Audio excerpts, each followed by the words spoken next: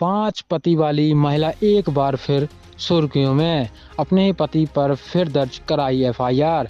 दरअसल आपने हमेशा फिल्मों में देखा होगा कि एक महिला कई लोगों से शादी करती है और उनके पैसे लेकर फरार हो जाती है। ऐसा ही एक मामला छतरपुर में 2 महीने पहले सामने आया, जब फूलचंद कुशवाहा नाम के व्यक्ति ने एसपी ऑफिस में चल रही जन सुनवाई में आवेदन दिया कि उसकी पत्नी ने अब तक के 5 पति हैं, उसने सब पर केस कर रखे हैं। साहब, अब वो मुझे ब्लैकमेल कर रही है और अब मुझे फंसाने की बात कर रही है। इस मामले में महिला थाने में जांच हुई और फूलचंद की पत्नी विनीता उर्फ ब्रजेश उर्फ सलमा पर महिला थाने में धारा 419 और 420 में मुकदमा कायम हो गया है।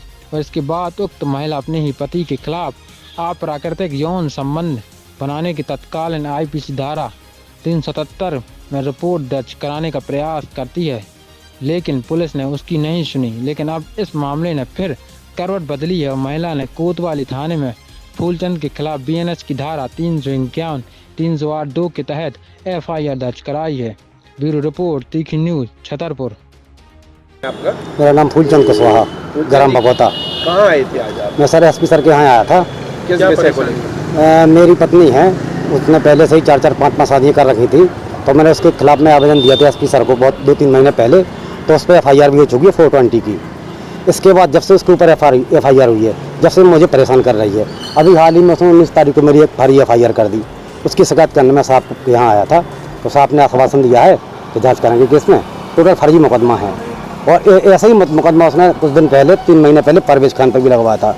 अब उससे भी कुछ पैसे की लेन देन करके उसके बयान बदल दिए हैं और वो बरी हो गया उस केस में। उसने राजीनामा कर लिया है। आप क्या चाहते हैं? मैं चाहता हूं कि मेरे केस में उसने फर्जी मुकदमा लगाया है, उसकी निष्पक्ष जांच कराई जाए और मुझे न्याय दिया जाए। और जी भी आपने शिकायत की थी 5 पतियों? हाँ, वही वाली है। मैंने इसके 5 पति हैं पहले, वही मैंने सर को बहुत पहले शिकायत कर दी 3 महीने पहले।